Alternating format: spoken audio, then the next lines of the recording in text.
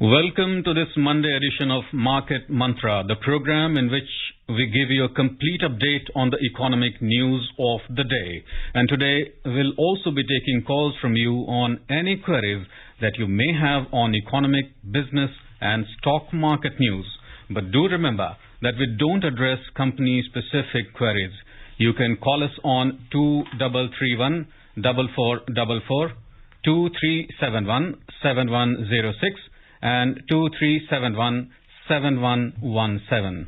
But do not forget to prefix 011 if you are calling from out of Delhi.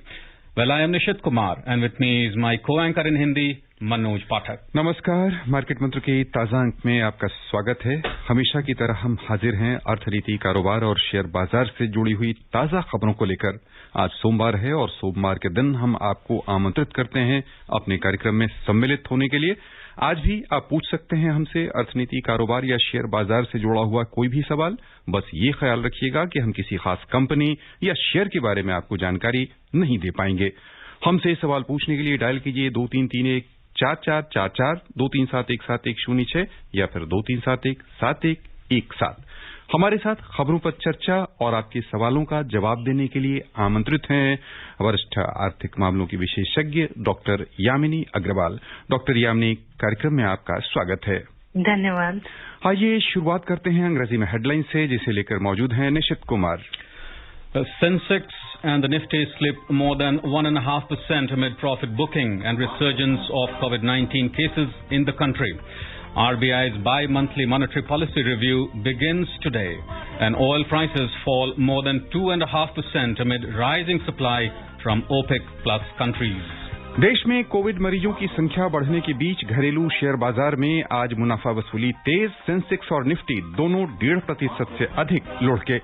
भारतीय reserve bank की मौद्रिक नीति समिति की द्विमासिक समीक्षा बैठक आज से शुरू और अंतर्राष्ट्रीय बाजारों में ओपेक सहित अन्य तेल निर्यातक देशों द्वारा उत्पादन बढ़ाए जाने के बीच कच्चे तेल के मूल्यों में 2.5% से अधिक की गिरावट हुई। The Sensex and the Nifty today fell more than 1.5% in afternoon trade amid resurgence of COVID-19 cases in the country. Investors remain cautious and book profit amid lack of global market cues due to extended holidays after Good Friday. The Sensex at the Bombay Stock Exchange finished below 49,500 mark, while the Nifty at the National Stock Exchange settled below 14,700 levels. The Sensex declined 871 points or 1.74% to end at 49,159. And the Nifty at the National Stock Exchange also slipped 230 points or 1.54% to close at 14,638. The mid-cap and the small-cap and the BSE performed better than the Sensex. The mid-cap index fell 1.13%, while the BSE small-cap index slipped 1.08%. And in the Sensex pack, shares of 25 companies logged losses, while 5 gained. HCL was the top gainer as it climbed 3.1%, followed by TCS, which rose 2.3%. On the other side, Bajaj Finance tumbled 5.8% and the IndusInd Bank plunged 5.6%. SBI fell 4.6% and Mahindra & Mahindra slipped 4.2%. And in the sectoral indices, 14 out of 19 sectors declined. IT sector stocks was the top gainer as it ended 2% up, followed by tech, which rose by 1.7%. On the other hand, realty declined 3.6%, BankX fell 3.5%, while finance ended 3.3% down. The overall breadth of the BSE trade was negative as shares of 1,903 companies fell, while 966 appreciated. Shares of 190 companies remained unchanged. घरेलू share बाजार पर हम हिंदी में जानकारी आपको बाद में देंगे। श्रोता काफी संख्या में हमसे जुड़ चुके हैं, इसलिए सबसे पहले हम आमंत्रित करते हैं अपने श्रोताओं को। दिल्ली से हमारे साथ आ चुके हैं सतीश। सतीश जी, कार्यक्रम में आपका स्वागत है। सवाल पूछिए अपना। हाँ जी, मैं मैडम से सवाल करना चाहता हूँ। मैडम, जैसे हम भारत के लोग बागे हमारे सभी घरों में ना सोने की, गोल्ड की खरीदारी होती है।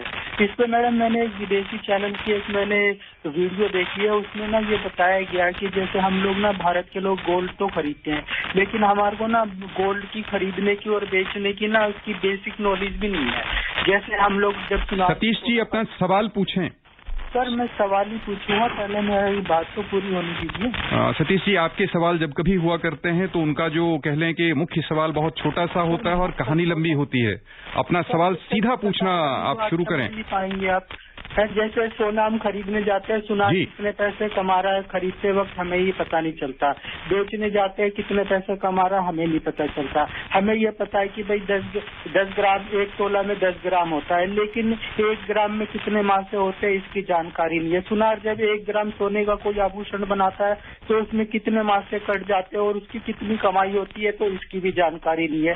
तो मैडम, क्या वजह है कि हम लोगों को इतनी कम नॉलेज है सोने की, जबकि ये हमारा ट्रेडिशन है सोना खरीदने की, फिर भी हम जानकारी से वंचित है? सतीश जी, इसका जवाब मैं ही देता हूं। हर खरीदार को अपने जो कुछ खरीदना है उसके बारे में अच्छी जानकारी रखनी चाहिए। जब हम आलू प्याज खरीदने जाते हैं तो 1 किलोग्राम में कितना आलू होता है, जब हम पहले से पता कर लेते हैं तो सोना भी खरीदने जब कभी आप जाया कीजिए तो पूरी जानकारी जुटा लीजिए, उसके बाद खरीदेंगे तो मुझे लगता है कि आपको कोई समस्या नहीं आएगी।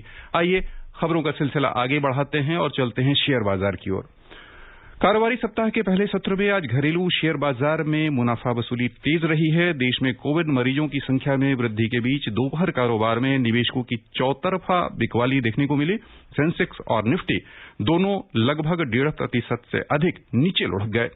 गुड फ्राइडे अवकाश के कारण अंतर्राष्ट्रीय बाजारों से कोई खास संकेत निवेशकों को नहीं मिला। ऐसी स्थिति में निवेशकों के बीच सावधानी की धारणा बनी रही और मुनाफा वसूली की गई। कारोबार के अंत में बॉम्बे स्टॉक एक्सचेंज का सेंसेक्स 871 अंक यानी 1.74% घटकर 49,159 पर बंद हुआ।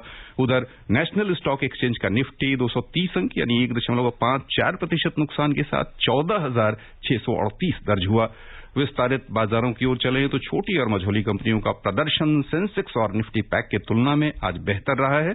बीएसई मिड कैप इंडेक्स 1.13% घाटे में रहा, जबकि स्मॉल कैप इंडेक्स में 1.08% की गिरावट हुई। Our next caller is from Mumbai, Hasmukh. Hasmukh ji, welcome to the show. अपना सवाल पूछें। Yeah, good evening sir, namaste. Good evening. Sir, my question is regarding INVIT, INVIT, जैसे REIT, is there in the market. So, is there any INVIT possible available now for the investor? और अगर नहीं है तो कभी आ रहा है और कैसे, क्या इन्वेस्टमेंट करना है, क्या हमें सोच के कैसे प्लान करना है, उसके बारे में बताइए। जी, इनका सवाल पूरी तरीके से क्लियर नहीं था, अगर आप रिपीट कर सकें।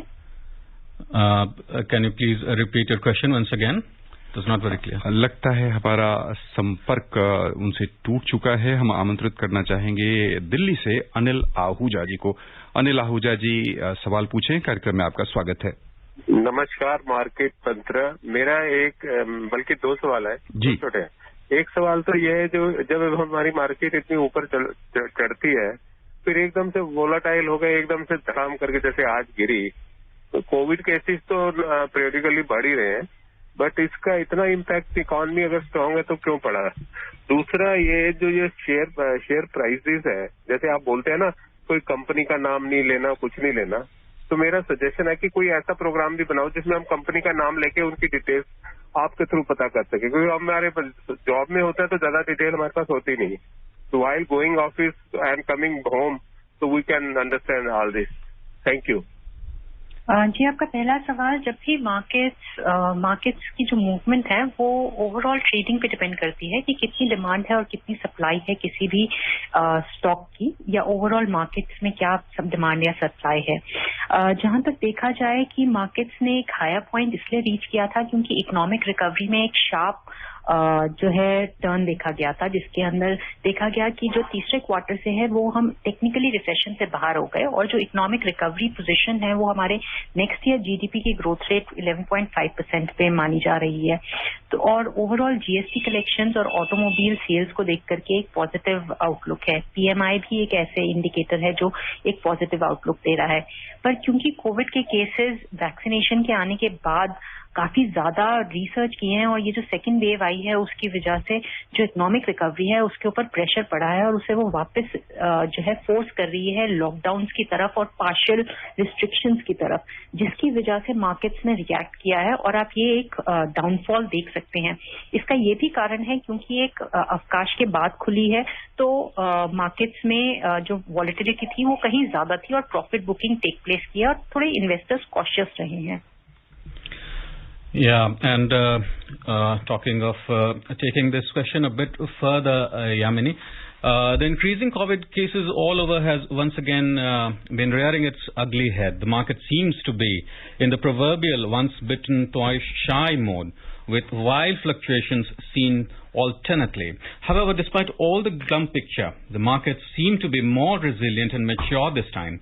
How do you see this development, which of course is a big plus for all of us? Well, I think, the overall environment in the economy is very positive. People have taken the mass vaccination program with a lot of pride and they are getting their vaccinations through. But what has happened is there is a relaxed mode which has also started with the vaccination, whereby we need to heed to the advice of the Prime Minister which says, Dawai bhi aur kadhai bhi, and whereby one needs to take safety precautions as well as take medications also or the vaccination also in place. Given the case rises which are there, I think the special teams which the government is now planning to put with respect to ensuring more safety and more precautions as well as to ensure more vaccination in this month is likely to further help cope up with the COVID situation. The numbers are in positive direction, whether it is GST collections, automobile sales, petrol and diesel demand, your PMI index. Inflation is under control, but the surge in the COVID cases remains to be one of the key concerns. Delhi से आमंत्रित करना चाहेंगे अब हम शैलेश सक्सेना जी को। शैलेश जी, कार्यक्रम में आपका बहुत बहुत स्वागत। सवाल पूछें। हाँ, नमस्कार जी। मेरा क्वेश्चन ये था कि कार्वी का डीमैट अकाउंट था मेरा जी, वो बंद हो गया है, तो मेरी होल्डिंग है उसमें, तो मैं किस तरीके से उसे निकाल सकता हूँ वहां से? जी, आप उनके कस्टमर केयर उसके ऊपर कॉल करिए और उनको या लेटर लिखिए कि आप अपने डीमैट अकाउंट के जो बैलेंस है उसको वापस लेना चाहते हैं और वो आपको उसको रिफंड करेंगे। अगर वो नहीं सुनते हैं तो आप स्टॉक एक्सचेंजेस को भी लिख सकते हैं, जिस भी स्टॉक एक्सचेंज में था, NSE या BSE, और अगर वो भी नहीं सुनते हैं तो आप SEBI में लिख सकते हैं। हम खबरों का सिलसिला आगे बढ़ाते हैं। शेयर बाजार के बारे में हिंदी श्रोताओं को जानकारी दे दें कि घरेलू शेयर बाजार में आज मुनाफा वसूली तेज रही है। बॉम्बे स्टॉक एक्सचेंज का सेंसेक्स 871 अंक नीचे आया, 49,159 पर बंद हुआ। नेशनल स्टॉक एक्सचेंज का निफ्टी 230 अंक नीचे लुढ़का। छोटी और मझोली कंपनियों का प्रदर्शन बेहतर रहा। यहां यामिनी जी, हम आपसे सवाल पूछना चाहेंगे कि शेयर बाजार में जो वर्तमान स्तर है उसमें क्या निवेशकों की ओर से मुनाफा वसूली हमें देखने को मिल रही है और उनका रुझान कहीं दूसरे तरफ तो नहीं जा रहा? जी देखिए, एक तो बॉन्ड यील्ड्स इंक्रीज की हैं यूएस के अंदर और यूएस का डेटा भी इम्प्रूव किया है एम्प्लॉयमेंट को लेकर के।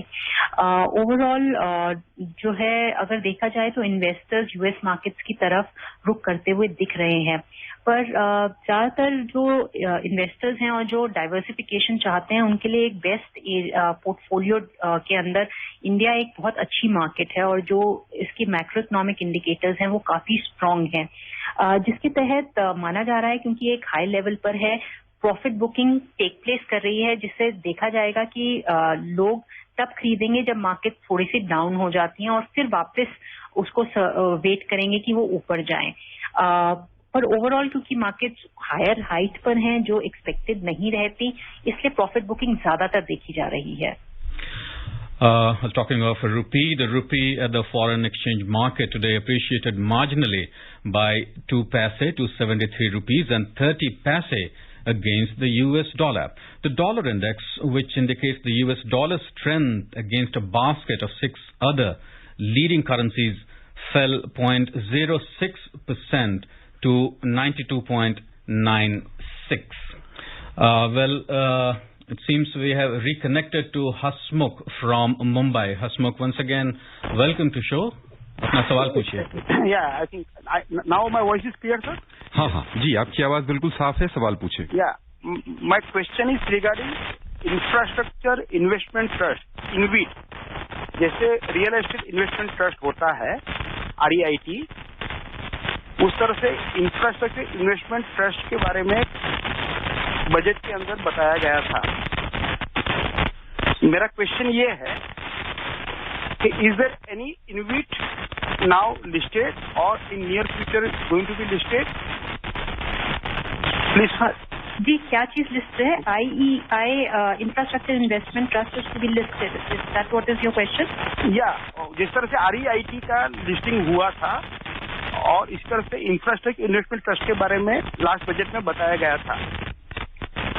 जी, अभी ये कहना मुश्किल है कि वो लिस्ट होगा या नहीं होगा, पर पॉसिबिलिटी है कि ओवरऑल लिक्विडिटी प्रोवाइड करने के लिए उन्हें भी जो है लिस्टिंग परमिट की जा सकती है, पर अभी ऐसा कोई प्रावधान नहीं दिख रहा है। मुंबई से ही आमंत्रित हम करना चाहेंगे रत्नाकर जी को। रत्नाकर जी, कार्यक्रम में आपका स्वागत है, सवाल पूछें। हाँ, हेलो, गुड इवनिंग सर। जी, स्वागत। हाँ, मेरा सवाल है कि अभी मार्केट 800 पॉइंट निचले स्तर पर आया है, तो न्यू इन्वेस्टमेंट के लिए ये लेवल कैसा लगता है? तो दूसरा सवाल है कि जो अभी 2021 फाइनेंशियल ईयर में मेरा कुछ प्रॉफिट हो गया था शॉर्ट टर्म गेन, तो वो 26 AS में इनकम टैक्स में दिखेगा कि मुझे वो अलग से इनकम टैक्स रिटर्न भरते समय दिखाना पड़ेगा? जी, आपका STT जो है जमा होता है, उससे TDS नहीं कटता। आपको अपने शॉर्ट टर्म कैपिटल गेन्स को आइडेंटिफाई करना होगा और वहां पे पेमेंट करनी होगी टैक्सेस के लिए। जो भी आपका शॉर्ट टर्म कैपिटल गेन आया है, अपनी इनकम कंप्यूट करते समय आप उसे कंप्यूट करके फिर उसे पे करें। तो 26 AS में उसमें TDS नहीं कटता। जहां तक आपका सवाल है कि मार्केट में निवेश करने के लिए समय सही है या नहीं, अगर आप एक लंबे समय के लिए निवेश कर रहे हैं तो जब मार्केट डाउन जाती है तो कुछ क्वालिटी स्टॉक्स अच्छे वैल्यू पे मिल जाते हैं, उस समय आप निवेश कर सकते हैं और लंबे समय के लिए रुक सकते हैं। अगर आप शॉर्ट टर्म गेन देख रहे हैं इस समय पर, तो ये शायद सही समय नहीं होगा। शॉर्ट टर्म गेन से रेफरेंस है इंट्राडे भी, और एक छोटा समय 2 दिन से लेकर के 1 महीना से लेकर 3 महीने तक। Well, our next caller is Sanjay from Gurugram. Sanjay, welcome to the show. सवाल पूछिए। हेलो जी। हाँ, सवाल पूछिए संजय जी। यामिनी जी, गुड इवनिंग। मेरा सवाल है GSEC में रिटेल इन्वेस्टमेंट के लिए कब मौका लगेगा? लाइक रिटेल इन्वेस्टर कब GSEC में डायरेक्ट इन्वेस्ट कर पाएगा? जी, तो ऑलरेडी ये आ चुका है कि GSEC को रिटेल इन्वेस्टमेंट के लिए खोला जाएगा और इंडिविजुअल इन्वेस्टर्स अब उनमें निवेश कर पाएंगे। अभी प्रोसीजर प्रॉपर्ली लेड नहीं है, पर वो जैसे जैसे आएगा वैसे वैसे आपको जानकारी प्रदान कर दी जाएगी। दिल्ली से हमारे साथ श्रोता हैं समर जी, स्वागत आपका, सवाल पूछिए। हाँ जी सर, मेरा सवाल ये था सर, जैसे मेटल इंडस्ट्री के बारे में सर। जी। तो सर स्क्रैप के रेट मैं ये जानना चाहता हूँ, इसमें जो गवर्नमेंट ने पॉलिसी दी है ये स्क्रैप पॉलिसी, जी, उस पे सर आगे मार्केट प्लस जाएगी, इसकी डिमांड वगैरह बढ़ेगी या कुछ और डाउन जाएगी? सर इसके बारे में मुझे बताएंगे सर कुछ खुल के प्लीज। जी, ये स्क्रैपेज पॉलिसी में ऑटोमोबाइल्स की डिमांड की बात कर रहे हैं? जी यामिनी जी, जो ऑटोमोबाइल सेक्टर को लेके स्क्रैप पॉलिसी की घोषणा हुई है, उससे किस तरह का बदलाव आएगा मेटल सेक्टर पर, ये समझना चाह रहे हैं। जी, मेटल सेक्टर एक अच्छा सेक्टर है और इसमें ओवरऑल निवेश जो है हम देख रहे हैं कि पिछले कुछ सत्रों में काफी अच्छा रहा है और ये काफी अच्छा रिटर्न भी दे रहा है। स्क्रैपेज पॉलिसी से आने से ऑटोमोबाइल सेक्टर और जो मेटल्स उससे कनेक्टेड हैं उन सभी में एक खासा असर नजर आएगा, क्योंकि ऑटोमोबाइल्स डिमांड बढ़ जाती है स्क्रैपेज पॉलिसी के आते ही। जैसे हमने बजट के बाद ऑटोमोबाइल शेयर्स में भी देखा था कि एक बढ़त थी। आइए खबरों का सिलसिला आगे बढ़ाते हैं। भारतीय रिजर्व बैंक की मौद्रिक नीति समिति की 7 अप्रैल तक चलने वाली द्विमासिक समीक्षा बैठक आज शुरू हो गई। रिजर्व बैंक के गवर्नर शक्तिकांत दास बुधवार को बैठक में लिए गए निर्णयों की जानकारी देंगे। समिति देश में आर्थिक स्थिति की समीक्षा करने के साथ ही ब्याज दरों पर भी फैसला करेगी। गौरतलब है कि पिछली बैठक में रिजर्व बैंक ने ब्याज दरों में कोई बदलाव नहीं किया था। यामिनी जी, क्या आसार लग रहे हैं वर्तमान हालात को देखते हुए? किस तरह की जो नीतिगत दरें हैं उनको लेकर कैसा कैसी संभावना आप देख रही हैं? जी, वर्तमान स्थिति में माना जा रहा है कि इकोनॉमी रिकवरी फेज पर है और उसको सपोर्ट करने के लिए जो है आरबीआई इंटरेस्ट रेट्स को लो लेवल पे ही रखेगी। कट्स नहीं नजर आएंगे, पर एक अकोमोडेटिव स्टांस जिसे कहते हैं वो मेंटेन रहेगा, जिसकी वजह से मार्केट में तरलता रहेगी और कोशिश यही की जाएगी कि इकोनॉमिक रिकवरी के लिए जितनी मॉनेटरी सपोर्ट दी जा सके वो सपोर्ट ऑफर की जाए। कोशिश ये भी की जाएगी कि साथ के साथ इन्फ्लेशन को 2 से 6% के टारगेट के आसपास रखा जाए ताकि लोगों पर उसका खासा बोझ ना पड़े और जो इकोनॉमिक स्टेबिलिटी है वो इकोनॉमी की रिकवरी के दौरान अच्छी रहे। Next caller is Lakshmi Chand from Delhi. Lakshmi ji, स्वागत है, सवाल पूछिए। हेलो। हाँ जी, सवाल पूछिए अपना। लक्ष्मी जी, स्वागत है। हाँ जी सर, मेरे 2 सवाल हैं। जैसे ये कंपनी हमें एम्प्लॉइज को जैसे शेयर अलॉट करती है तो उस समय वो जो इश्यू प्राइस है और जो मार्केट रेट का प्राइस होता है उसमें जो डिफरेंस होता है उसका परसेंट वैल्यू में हमारी सैलरी में ऐड कर देती है। बाद में फिर वो टैक्स कटता है और जब हम इसको सेल कर दिए हमने तो हमें उसको कैसे लॉन्ग टर्म कैपिटल गेन करना पड़ेगा। दूसरा ये है कि जैसे डिविडेंड में 7.5% हमारा टैक्स कटा है तो वो क्या हमारी सैलरी के स्लैब के हिसाब से उसमें टैक्स कटेगा? अभी इनकम टैक्स रिटर्न फाइल करेंगे तो? ये 2 सवाल है सर। जी, आपका पहला सवाल, जब कंपनी इशू करती है तो वो जिस इशू प्राइस पे आपको करती है उस इशू प्राइस में अगर बढ़ोतरी होती है लिस्टिंग के टाइम वो आप इनकैश कर सकते हैं स्टॉक एक्सचेंज पे बेच करके। अगर पीरियड इशू प्राइस और लिस्टिंग प्राइस के बीच का डिफरेंस ज्यादा नहीं होता, 1 साल से कम होता है, तो उसे शॉर्ट टर्म कैपिटल गेन में कहेंगे अगर आप उसे बेच देते हैं। जब आप लंबे समय के लिए रखते हैं तो 12 महीने से ऊपर, तो उसे लॉन्ग टर्म कैपिटल गेन्स में माना जाएगा और आप फिर उसको अपनी पहले जो है उसके ऊपर आप long term capital gains tax पे करेंगे। आइए खबरों का सिलसिला आगे बढ़ाते हैं। देश में वित्त वर्ष 2020-21 के पहले 10 महीनों में कुल 72 अरब 12 करोड़ डॉलर का प्रत्यक्ष विदेशी निवेश हुआ। विदेशी निवेश में इस दौरान वर्ष 2019-20 की तुलना में 15% से अधिक की वृद्धि हुई। देश में किसी भी वित्त वर्ष के पहले 10 महीनों में इस बार का जो प्रत्यक्ष विदेशी निवेश हुआ है वह सर्वाधिक है। गौरतलब है कि सरकार की ओर से एफडीआई नीति में सुधार, निवेश सुविधा तथा कारोबार करने की प्रक्रिया आसान किए जाने जैसे विभिन्न उपायों से एफडीआई आवक में वृद्धि हुई है। वित्त वर्ष 2020-21 के पहले 10 महीनों में एफडीआई प्रतिभूति आवक में पिछले वर्ष इसी अवधि की तुलना में 28% की वृद्धि हुई। देश में हुए कुल प्रत्यक्ष विदेशी निवेश में 30.28% योगदान के साथ सिंगापुर निवेशकर्ता देशों में सबसे अव्वल रहा। इसके बाद अमेरिका और संयुक्त अरब अमारात का स्थान रहा। एफडीआई प्रतिभूति आवक की दृष्टि से 29.09% योगदान के साथ जापान सबसे ऊपर रहा। इसके बाद सिंगापुर तथा अमेरिका का स्थान रहा। वर्ष 2020-21 के दौरान प्रत्यक्ष विदेशी निवेश के लिए कंप्यूटर, सॉफ्टवेयर और हार्डवेयर क्षेत्र सबसे अधिक पसंदीदा बनकर उभरे हैं। Well, today is the 5th anniversary of the flagship program Stand Up India. More than 25,586 crore rupees were sanctioned to over 1,14,322 accounts by the banks under the Stand Up India scheme in 5 years. Stand Up India scheme was launched on the 5th of April 2016 to promote entrepreneurship at grassroots level, focusing on economic empowerment and job creation. The scheme has been extended up to the year 2025. The objective of the Stand Up India is to promote entrepreneurship amongst women, scheduled caste and scheduled tribe categories to help them in starting a greenfield enterprise in trading, manufacturing and services sector. The scheme facilitates bank loans between 10 lakh rupees to 1 crore rupees to at least one scheduled caste or scheduled tribe borrower and at least one woman borrower per bank branch of the scheduled commercial banks. आइए आमंत्रित करें अपने अगले श्रोता को। आप हैं गाजियाबाद से गौरव जी। गौरव जी, बहुत बहुत कार्यक्रम में आपका स्वागत। सवाल पूछें। आप जुड़ चुके हैं गौरव जी, अपना सवाल पूछिए जी। ये एफआईआई और डीआईआई का इन्फ्लुएंस अभी कितना है percentage wise? Is DII more influential और FII more influential? And how long will it take US money which has been released for a package to come to flow into developing markets India? Well, FIIs are the foreign institutional investors which we are talking about, and the DIIs are the domestic institutional investors, and both of them play a very important role in the overall markets. We have seen that the markets are rising primarily in the past so many months, primarily because of the FII investment and the confidence of the DIIs as well.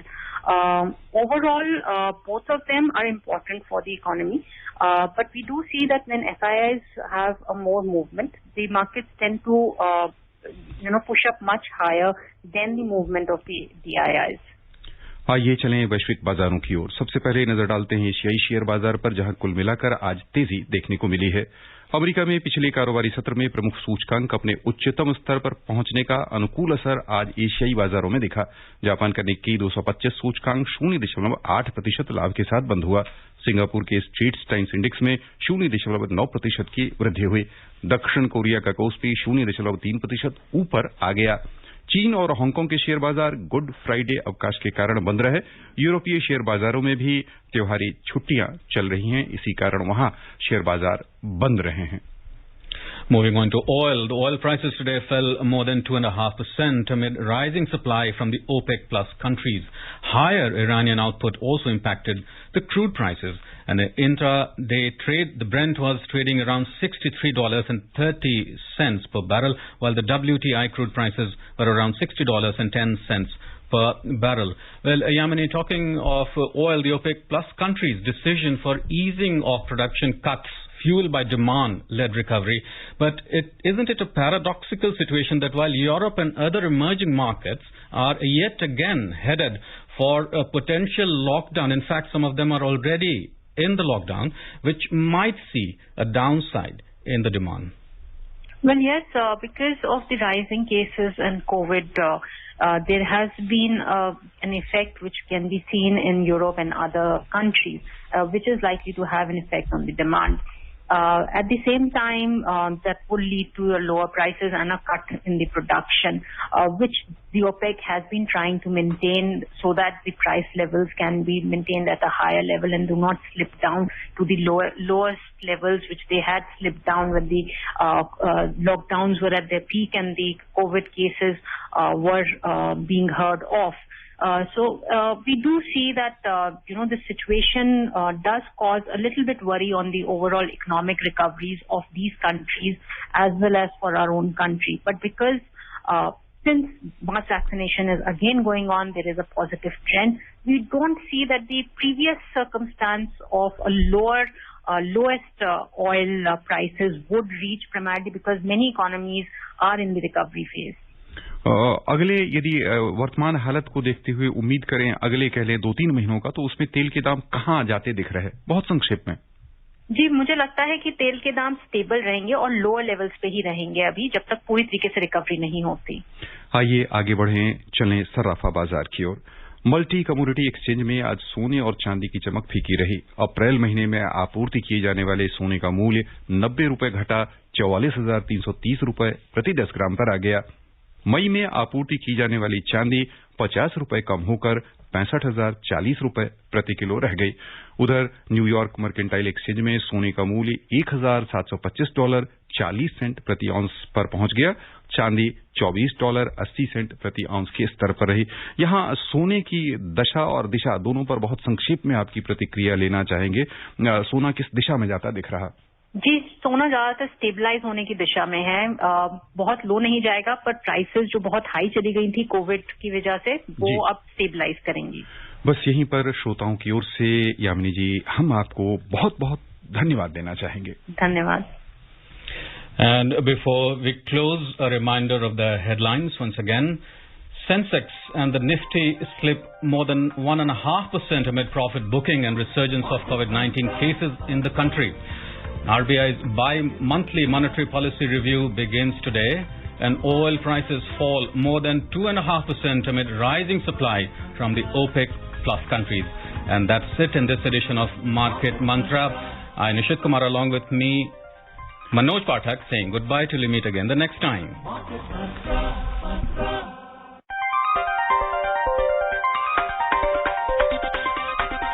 Market Mantra.